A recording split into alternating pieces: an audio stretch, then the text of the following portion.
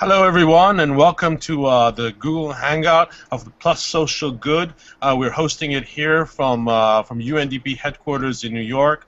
We've got participants from all over the world today. We've got Pedro in Brazil, Aziyade in Geneva, Jon in London, and two more participants in New York, Abdurrahman and Tuti. We're very good.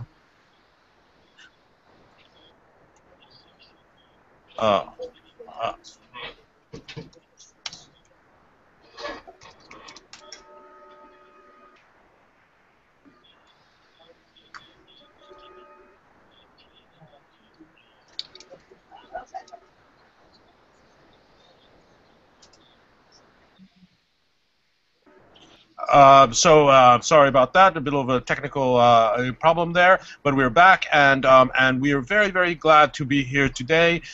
We all week long we are hosting World Cup Plus Social Good, talking about various parts of sports and development, how sports can help with social good, and we're very thankful to all our partners of the Plus Social Good platform. I will try not to forget anyone: Mashable, the United Nations Foundation, 92nd Street Y, Bill and Melinda Gates Foundation, Case Foundation, Caterpillar, Enecta, Cisco, Ericsson, and the Rockefeller Foundation. All fantastic partners in the Plus Social Good platform, and thanks to everyone. Of course, here at UNDP, we're also part of the platform, and very happy to host this. I will hand over to Abdurrahman Gandour, who is the Director of Communication for the United Nations Development Program. Over to you, Abdurrahman. Thank you, Boaz. It's a pleasure to be here with all of you on this great day. The World Cup starts today in Brazil, and this is the biggest sport event and probably the biggest festive month in the world, which happens every 4 years. It's just great fun with the most popular sports in the world, and in Brazil, chances are that it's going to be a big fiesta. But of course, we also know that football, while bringing joy, does not on its own solve the development challenges of the world: poverty, conflict, basic rights for all. And many Brazilians in particular have expressed concerns that money should be spent on basic development rather than just sports infrastructures. But football and sports in general, especially team sports, are also about competition, team spirit, leadership, emulation, hard work, goals, collaboration. And the panel today will look precisely at how sports, and football in particular, beyond the fun, can combine with development and provide platforms that allow sustainable human development. So I'm very happy to introduce my 4 guests today. Pedro Henrique de Castro, who's in Rio. Pedro is the founding father of Plus D Design with Purpose, the founding director of community-led Park CTA at the Favela do Vidigal in Rio, and a founding member of the Brazil 21 movement. We have Jon Burns in London. Jon Burns is the owner of Steel Spirit Limited and the founder and CEO of the Lionsraw organization, which is a movement that mobilizes passionate football fans who believe they can make a difference in the lives of others, both locally and globally. In New York, we have Tuti Scott from Imagine Philanthropy and Women Win. Tuti has been speaker and leader in women's rights, social justice, philanthropy, and women's sports for over 3 decades. And finally, in Geneva, we have Aziyade Poltier from UNDP. Aziyade has been the coordinator of the iconic match against poverty that UNDP has been playing or organizing for the last 11 years. Welcome, everyone. Happy to be with you. Thank you. Let me start with Pedro, who is actually in the heart of the world right now, in Rio. Pedro, we spoke about sports, we spoke about football and development, and we spoke about the social unrest which came with it in Brazil. Why do you think this happened, and how do you think we can tackle it? First of all, thanks for having me, representing this beautiful country and these beautiful people, which I'm part of. I'm happy to say that the protests were one of the best things that came out of this whole conjunction of mega events. Of course, the peaceful protests were the ones we wanted. It's a sign the Brazilian people are taking the protagonism of how to build its own society once again, like we did the impeachment in the beginning of the 90s. And it's very important to differentiate the sports event. That's so important. Football is the #1 sport in Brazil. There's a lot of team spirit, different people from different countries coming together. It's a very beautiful thing for us, and it's a big opportunity for us to show what are the good things about Brazil. What we just want to do is to have the best sports event we can, but being conscious of the problems of immense and Brazilian institutions that did not deliver on time a lot of the constructions, over budget a lot of the projects, and still make a good event. So we are happy to have you guys here to share what's good with us, but also to enrich the discussion of how can we move Brazil forward and solve our problems. Thank you. And what do you think are the things that need to be promoted most? And as an example, through your organizations and your community work, how do you want to use the World Cup platform to highlight these issues? Now, the visibility Rio, Brazil are getting right now is unbelievable. And one very important innovation we did here in the Park CTA project was how can we bring together and truly integrate favela, community leaders, agents of change with people from other parts of the city and other parts of the world. We had middle-class Brazilians, upper-class Brazilians, Brazilians that are Harvard, MIT, coming to the favela and work hand-in-hand with community agents to transform what once was a 16-ton trash dump into one of the most beautiful public spaces in the city of Rio. Now we have this green public park that's used mainly by mothers and children, has decreased violence in its surroundings in the favela, and it's directly a result of the integration of the contextual intelligence of the favelas and people with the proper training and the right values from outside. So I think one great thing that we can do with the World Cups that, you know, we don't really believe in borders, we believe in people, and we Brazilians with people from abroad investing and coming here to enjoy this experience, we can do many other things together that can create public value to the people like we did here in the park. Thank you. That's fascinating. Let me move to Jon Burns in London, and your organization Lionsraw. How do you combine these two things, football and development and justice? Tell us a little bit about the organization and what you're going to do in Brazil to promote this. Great. Yes. Thanks also for letting me be part of this today. We've been involved for about 20 years now, working football for change, getting local people to engage in their communities by soccer coaching. So what we found all around the world is that football has this incredible power for change. Whether it's South Africa, where kids need education in AIDS and sexual health, whether it's Brazil and crime diversion and drug diversion tactics, football is this incredible, and there's nothing like it, tool. So we simply use World Cups to get local football fans and global football fans engaged in doing something in their communities that brings about long-term change with local partnerships. Can you give us a couple of examples of the things that you will do during the events? Yes, in Brazil we have we've been setting up a partnership with Football de Rua in Curitiba for the last 2 years, and we've been able to get a piece of land given to them by the local city and the mayor. And we are currently building a big football education centre where about 1,000 kids every week will get to play football and have good coaching, but also to use that opportunity to do life skills coaching and more sustainable development work with these kids. It's so easy for these kids to fall into the wrong habits. And through this centre, through the work we're doing long term, we believe these kids will be given a much better opportunity to change. Okay, thank you very much. Thank you. Over to Tuti in New York, my neighbor. Tuti, we had met a couple of days ago, and we had a start conversation, which I thought was very interesting when we were talking about the difference between men's sports and women's sports. And the World Cup is very much a men's event, although fans are from around the world. And we were wondering why there was not much more kind of compensation and packages for the Women's World Cup compared to Men's World Cup, and we were comparing it to tennis, right? And how tennis had this incredible exposure to women. And you said something which really I thought was very interesting, is that you said that, well, one of the main reasons is because tennis is actually Wimbledon and all the big Opens are played at the same time, both men and women, and that gives incredible exposure to women. That's one way of doing it. but I know that you're fighting for women's rights and sports and development. We would like to hear your insight as how you think we can use such a stage to do that, even though it's in the context where it's actually men playing. No, thank you. Thank you. It's a pleasure meeting you recently, and it's quite an opportunity. I just hope there's as much focus, media attention, resources, energy, and excitement next June in Canada when the women play, you know, and hats off to the men and all the men's teams and the visibility and the good work that all folks are doing around sports development, sports and development, using this platform. But, you know, it's all about resources at the end of the day. We just need to make the pie larger, and we need to make decisions about marketing women's sports differently.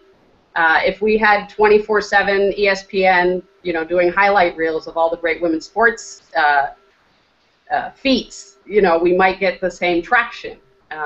Obviously, social media is going to bring more energy and excitement for women's sports, but you know, really at Women Win, the organization that I'm a founding board member of, we see sport as a place to equip a girl with the knowledge about her rights. And you know, if 1 in 3 girls globally are affected by sexual or physical violence, we need to intercede early and give her the inner strength and confidence so that she can know what her rights are and be safe in the world. So this is an economic conversation.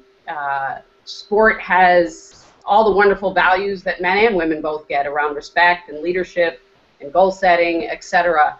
But I really think there's a special lens that needs to be put for women and girls to be lifted up from the grassroots as well to the grass tops of the World Cup teams.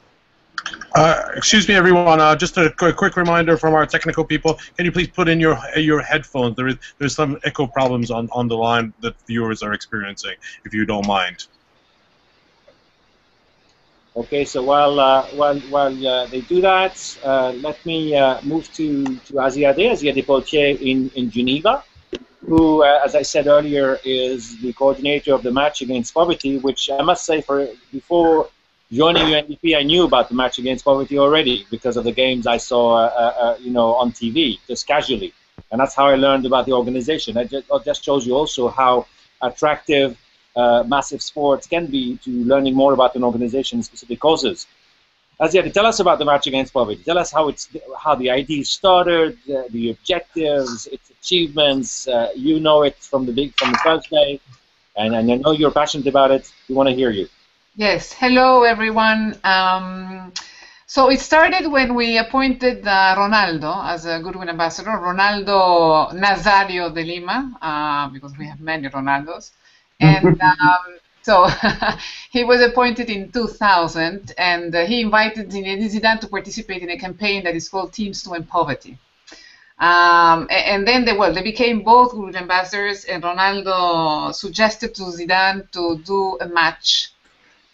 Or it was not, it was more saying, okay, if we do something against poverty, we're going to do it with something that we know how to do, which is football. So they decided to do this match, and they introduced us to the sponsors, managers, and they said, okay, so we will be there, you organize the rest. And that is the beginning of the story with the Match Against Poverty. So the first game took place in Basel, and it was during the Ballon d'Or, the event with the FIFA. So it was a great match, the first one in Basel. And since then, we already organized 11 matches with the Ronaldo team against the Zidane team. Since the match in Lisbon in 2007, we have a new formula, which is Ronaldo, Zidane, and friends against the club. So it's the club that organizes the match. Now, the main goal of this match, and that was very clear for Ronaldo and Zidane from the beginning, is that this will be an instrument to convey a message against poverty. And, of course, then we will raise funds for projects in the world. So, to date, the match has 30 projects around the world. And the latest? What are the latest projects that have been funded and supported? Yeah, so the latest is, we organized a match in Bern in February, and the proceeds went to the Philippines for the victims of the typhoon. So we're funding a cash work project there. Last year it was in Porto Alegre, Brazil, because Ronaldo really wanted to do it for the 10th anniversary in Brazil. And half of the proceeds went to Cape Verde and the rest to a Brazilian project for disadvantaged. Talking about goals and match against poverty, the hashtag for this event conversation is hashtag world goals. Goals like scoring goals, world goals. Let me go back to Pedro, who we started with. Pedro, what are the key challenges that you face in the work that you have to do? Is it bureaucratic? Is it administrative? Is it the people around you? What do you have to deal with on a daily basis? No, we cannot ignore the problem of bureaucracy in Brazil. It's really insane. You still have like feudal taxes to open new businesses. You have a lot of bureaucracy and a language that's not suitable for people in the favelas to carry out their own projects in a legal way. But I think the biggest problem is really cultural, to change the perceptions of people outside of the favela, but also inside, because prejudice goes both ways. And I think the key challenge for us to do it all, of course there are technical expertise challenges, but was to build the trust among each other. That the people in the favela were having us, our pets, come in, work with them, we from the outside, and that we had a common purpose. And then once we knew from each side that we had a common purpose, we start talking about our complementary capabilities and then how would we use our different resources. And it has been quite good. It has been a learning experience. I also live in the favela where the park is. It was a choice. We moved here 3 years ago, me and my wife. And I have to say my best friends in Rio now are all here in favela of Vidigal.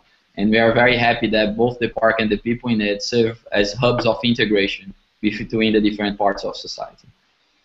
That's fascinating. So how were you welcome since this was not your neighborhood? How did your integration work? No, it's very funny because once I got here, people thought first I was a killer that was hiding. Then people asked me if I was a drug addict, if I was an undercover cop, which I made sure to let everybody know I was not. And then, on a daily basis, with the work you carry on, people realize who you are. I played a lot of football in the favela, which helped a lot. And it's just like having the sensibility and the humility to come in this context and understand that all the education, all the opportunities we had before may not mean as much here. And you really have to adapt to different contexts and bring people from these contexts together to make the whole thing in society different. Thanks. John, apart from the World Cup, which you're going to use to highlight all your efforts, what is your kind of bread and butter efforts and exercises along the years to make this football serve the communities as you try to do every day? For us, it's about home and away. So we use World Cup tournaments as an opportunity to kickstart in a nation, but we're about long-term legacy. Really, it's just to start our work in a nation. So, for example, we did a big project 4 years ago in South Africa, working with the kids in the Valley of 1,000 Hills, which is the world's epicenter of the AIDS epidemic. And all right, we got a lot of publicity 4 years ago, but 4 years on, we're doing more in that place now than we were 4 years on. So we developed local projects, local partners, ongoing support, and long-term programs. We have projects back in England. I was just at a project today.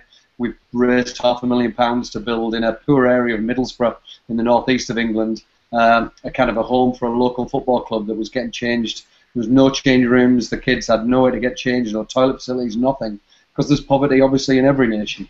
And so we've been investing in local communities here in England, worked with young offenders in Warsaw. We work with some poorer communities in South Dallas and New York. So we use these kind of major tournaments to kickstart stuff so that we get long-term engagement from long-term volunteers and long-term partners. So we're in 7 countries now. Have you found support from specific football clubs? Have you approached football clubs for this? We're a bit weird, really. So we love football fans, and we love football, and we've tried to keep away from the whole you know, celebrity endorsement and the whole football club and even particularly FIFA and the kind of world authorities. So really we're about a football fan movement, grassroots, normal people engaging. Inevitably, though, some clubs have got involved and have been very kind to us. FC Dallas, for example, have donated, in America, have donated loads of shirts that we're giving away to kids in Curitiba in the next few weeks and are sending some of their staff down to help with coaching. And similar has been the case from our home clubs in England. So we have got clubs involved, but we don't really shout about that. We want this to be a fan movement of normal people. Tuti, I know you have a lot of knowledge on women's and sports. I think I remember that you also the head of foundation, the Billie Jean King Foundation, for many years. Can you give us a few figures that, I mean, I don't want to put you on the spot, but I mean, as a comparison, just to compare male sports and female sports and how women have to struggle harder in order to reach the same objectives?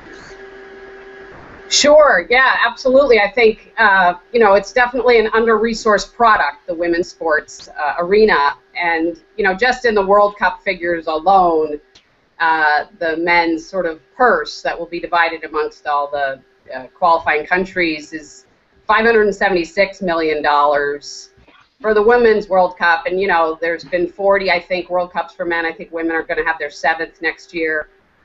So we're obviously lagging behind, but, you know, the fact that the women's purse is only $6 million is just sort of shocking. I mean, I work a lot in the space of equal pay, and, you know, women athletes are really getting sort of a penny on the dollar. I think there's an assumption that because there's women's pro basketball or other pro sports that we've arrived, but yet, you know, media coverage, women, you know, just barely beat out horses and dogs, which is sort of sad, with less than 4 or 5% of all media coverage, which is obviously what drives revenue and sort of large corporate underwriting. You know, women basketball players may be making a penny on the dollar for a male basketball player. So, you know, it's sort of 2 steps forward, 1 step back. Women are just as interested. They just need more opportunities. And then if they are competing, you know, they should be paid at least more than a penny on the dollar to the male. So, you know, it's Billie, the Women's Sports Foundation and Billie Jean King's legacy. Obviously, you know, she worked for decades and enrolled Venus Williams and other younger athletes to take a stand. And Julie Foudy did the same with the soccer players years ago as captain. But you know, it should just be sort of the right thing to do. It's sort of interesting to have such large disparity in this day and age. Mm. And do you also think it has an impact on the motivation of girls at the grassroots level, you know, to join, I mean, to do something with sports for their lives, for their careers? No, I think the barriers that girls face to play sports across the world are related to the barriers they face to enter society. You know, there's gender norms, there's lack of role models, so that's an infiltration of if you can't see these champions and get to know them, how could you aspire to be them? So I think we need to really shift our media culture to embrace a strong, powerful, competitive woman and celebrate her. We need to promote her athletic accomplishments, and you know, families need to trust that you want to give a girl a doll and a ball, and give a boy a doll and a ball as well. You know, there shouldn't be any gender assumptions around that, and you know, celebrate everyone being healthy, strong, and having the inner strength and confidence that sports gives us all. Aziyade, since we're talking about women, I understand that the last match against yes, thank you for asking. You're waiting, you're expecting that. It was co-ed. I was expecting the question. It was co-ed. We had a lady, we had a star player, a woman player, joining the team. Yes, Tuti, and I think this what you said, that in Wimbledon, of course, in tennis tournaments, you have boys and women and men, so people are kind of obliged to watch. So we have a fantastic goodwill ambassador who's Marta, and the story of Marta is just incredible because she left Dos Riachos with nothing. The community had to pay for her bus. She arrived to Rio, and now she already had 5 year in a row the FIFA World Player of the Year. So she was invited for the match that we made that we organized in Morocco. she was kind of timid. Very, she didn't want. It was kind of, you could see that it was a woman and then the men, the difference. And she only stayed 5 minutes. And then last year, she really was the star of the game. She did a wonderful game in Bern.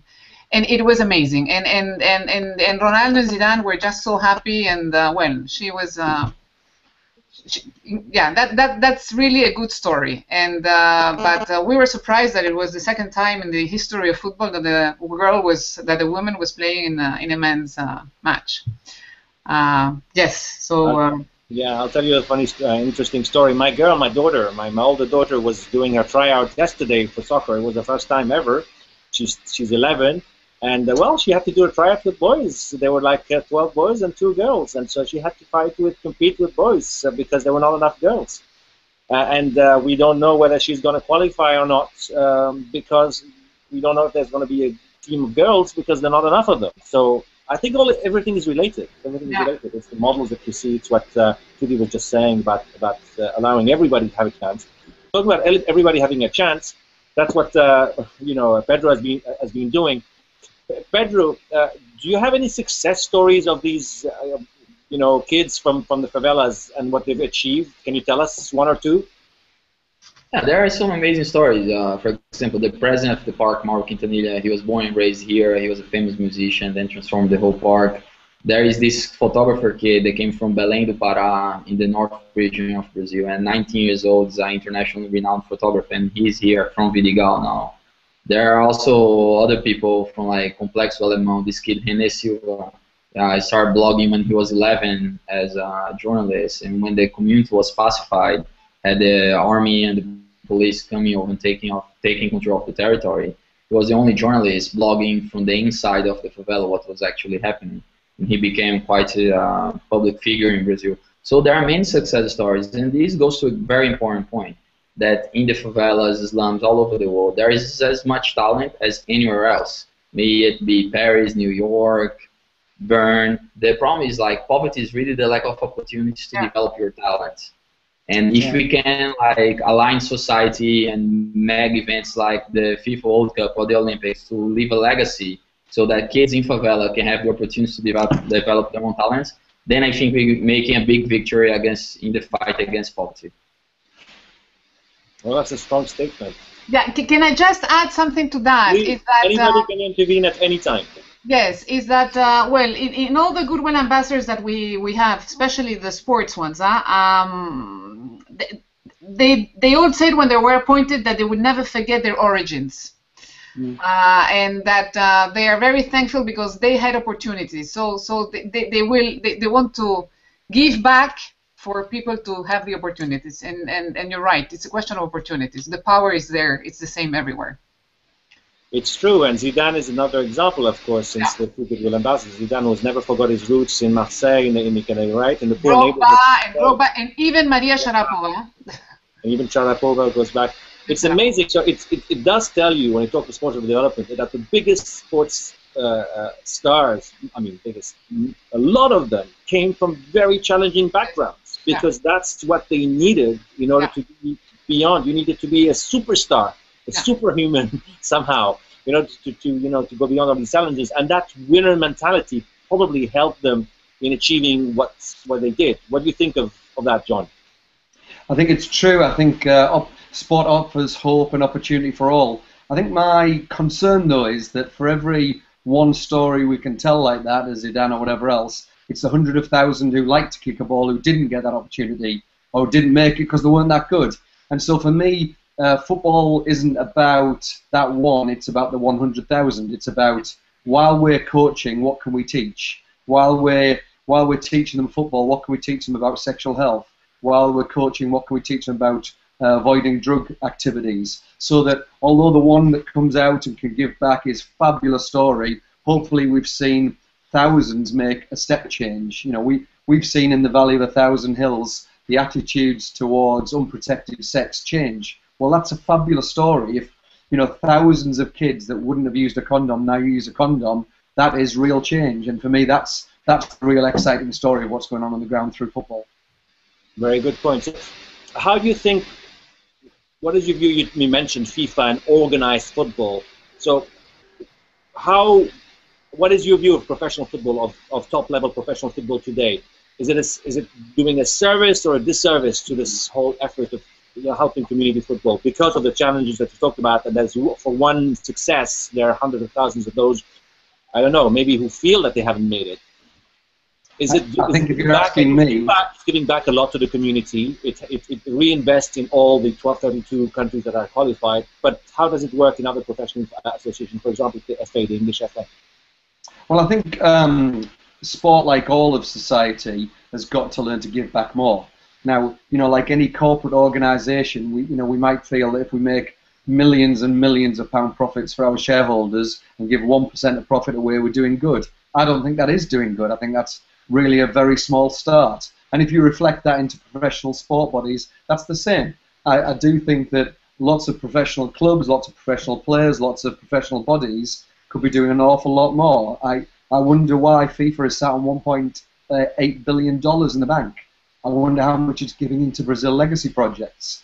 Without being overly political, we do have to ask these awkward questions. I don't think a lot of bodies need to be making profits. I think a lot of bodies could be giving an awful lot more away. And so, I, for one, champion that cause at every level, whether I'm sat with a CEO of a major IT company or my local football club. If you're making money, how much is enough? What could you be doing with your time, your money, your skills, your resources? What about a real percentage give back, not a token give back? Tuti, can you give us examples of good organizations, good federations that have done, kind of strong community work, equal rights for girls and boys, that that can be used as examples, as models? Well, sure. I just want to second what Jon said. I really appreciate you lifting up the conversation about, philanthropy and sports philanthropy and giving back. It's so critical. We need to drive more resources, and the arms race in the U.S. in terms of collegiate sports, it's out of control. The highest paid public figure in 50 states, almost 46 of them are football coaches. So it's crazy in terms of the excess and how much people are paid and or are holding on to your point, Jon. I really appreciate you saying that. I think, you have to really salute the NBA and the WNBA in terms of a partnership, in terms of really launching the league collectively and then slowly, quote, selling off the teams to local-based owners for the WNBA, but the NBA sort of bringing their marketing talents and resources to bear. So that's a pro level. I think at some of the grassroots levels, we really love Soccer Without Borders as a program partner of Women Win.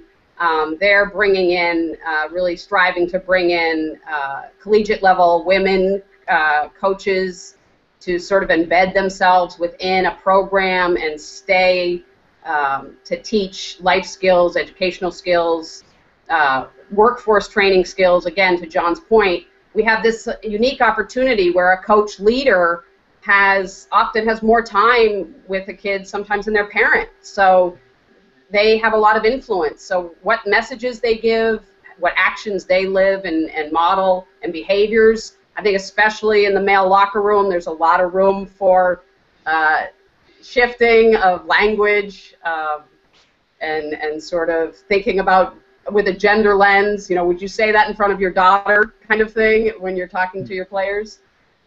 Just a thought. So, I think there's some really good initiatives that are happening in South Africa. We're working with a group, South African Football, again, really trying to get girls to have confidence in their bodies and know when to say no and know, how to direct a conversation more strongly, especially around sexual and reproductive health issues. Again, it happens one person at a time, and if we can exponentially grow these incredible strong grassroots programs, that would be a great legacy for FIFA to consider, to take, I don't know, 10% of that 1.8 billion and give it to some of these incredible grassroots programs that are helping both boys and girls be stronger, smarter, and bolder. Okay. All right, we're nearing the end of our conversation. A fascinating conversation, I must say. But not without giving each one of you a chance to say something that you wanted to say, perhaps, that we haven't spoken about, or a message that you would like to deliver before we go. There's going to be a month of World Cup and all that, all those, you know, kind of the fanaticism and the enthusiasm and the passion, but also all the issues that we talked about are going to be raised one way or the other. What would you like to say about that, Pedro? Final words. Yeah, first of all, thanks to all of you guys who make such an interesting panel. It was really impressive to hear everything you had to say.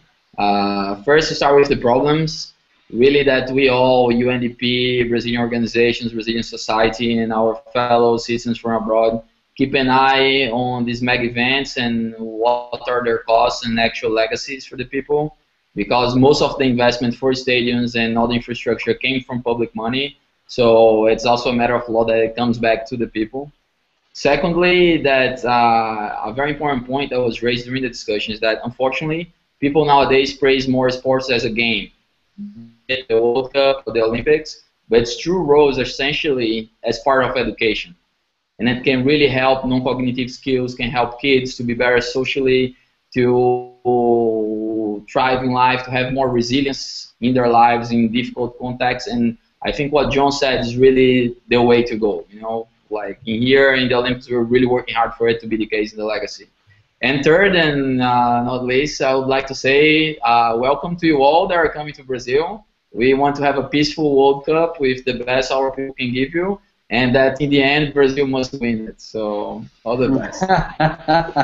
To counter Gary Lineker's famous words about what the definition of football. The game between 11 players versus another 11 players, and where in the end Germany wins. Brazil Jon, yes, this time may be different.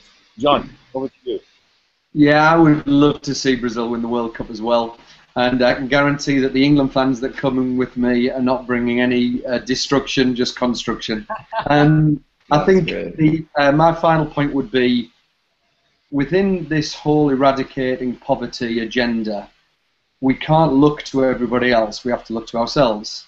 So everybody, every football fan, anybody who's going to watch a game in the next 4 weeks can do something. You can, you know, give money, you can give time, you can engage in the subject. And rather than expect FIFA to do it, or your local football club, or the local company, we've got to start with ourselves. You know, what are we going to do to play our parts to get active in this subject with all of the great organisations that are around? How are we going to play our part to try and do something? The poor will always be with us. They will always be with us. We can't actually eradicate poverty. All we can do is, with the time we've got on Earth, think, what am I going to do that's going to actually make a difference to 1, 2, or 2,000 or 200,000 lives? And that's what we're about as an organisation. That's what we're doing, in mobilising football fans to give something back to make a difference. Thank you. Tuti. Yeah, well said, Jon. You keep channeling my words. You sound actually a little bit like, you sound like Billie Jean King, too. She's always trying to challenge people to take their own personal responsibility. So hats off to you for that. I second that. The only other thing I might suggest is that, in seconding Jon's point, would also be that if we have influence over institutions that make policy and or practices, that sometimes inclusion of folks who haven't traditionally had opportunities, whether it's a segregated sport or, you know, people with different abilities or gender, you know, what practices and or policies must we write into place to be more inclusive? It's no accident that sports in the United States has advanced so far for women and girls. There's a federal law in place called Title IX that's had 40+ years of implementation, with financial implications to institutions that don't uphold it, right? So in 1972, only 4% of high school athletes were girls. Now it's 42%. In 1972, only 4% of medical and law degrees were female. Now it's 42%. It's a rights-based approach that needs to happen from large institutions to look at their governance structures. You know, who's sitting around the table? Is it, you know, are we being inclusive? Are we diverse? Is everyone represented who should be? So that's, you know, one mandate I would challenge us all to think about is, who's at the table of influence, what kind of policies and practices can you do to make adjustments, and how can you utilize your resources in collaboration to get more bodies involved in sport. And as an honorary Dutch woman, my friends in Amsterdam and Women Win, I'm pulling for the Dutch. So, I'm sorry, but someone has to do it. You have another Dutch lady. No. So, no, I need to tell you something. For my blood, I am for Holland. For my kids, I am for Switzerland, but I know where I will stop. For Didier Drogba, I am for Côte d'Ivoire, and for my heart, my dear Pedro, I am with Brazil. Yes. Okay. No, yes. Come to Vidigal. Viva. Yeah, there is something that Ronaldo Zidane, even though they are stars, they always say with the match is that we have to get the message across that we can all, players and fans alike, do something to end poverty. This is something they always repeat. Then, in terms of the governing bodies and I think that more and more, maybe because now we're having these partnerships with FIFA and UEFA for the match, is that there is space now more and more to talk together, and I think that this chat that we're having now is a proof of that. Is that we can put everybody, and now, for example, we have the first International Day on Sports for Development and Peace. So now organizations are ready. FIFA now is introducing the Football for Hope. Maybe everybody has to join that. There is a movement, so let's take this opportunity. But we're talking more and more about that. Good words, and the words on policy are very important, and that's a message to the United Nations and to UNDP itself, which we represent, to talk to governments and because we work on policy all the time upstream on how to develop things which are enabling, which empower people. This is about empowerment. Sports empowers people. So message well received, and we'll continue these efforts with the federations and governments where we work, which is practically across the world. So that's over from me, and thank you to all. It's going to be an exciting month. Now I know your kind of your inclinations in terms of support. I didn't tell you who I support. I support France for this World Cup. So wow. That's a dark horse. Just watch and see. I am going to conclude this with these famous last words. And I don't know, Boaz, if you'd like to say a couple of things before ending, or we can just wave goodbye to each other and enjoy the World Cup. I will say a few words before ending. Thank you very much, everyone, for joining. This has been a really great panel, really great views. There's been a lot of Twitter activity out there, so this message has gone out to a lot of people, both watching and online. Tomorrow at 11 o'clock, we have another Google Hangout on Plus Social Good, global partnerships and sports. It will be, I think, a very, very interesting panel. I encourage you all to join. And so thanks very much for tuning in, and we'll just say goodbye from the United Nations headquarters here in New York, and enjoy the game this afternoon. It's 4 o'clock New York time. Bye. All right. Thank you, Bye. everyone. Well goals. Bye. Brazil. Take care. Wow. Thank you all.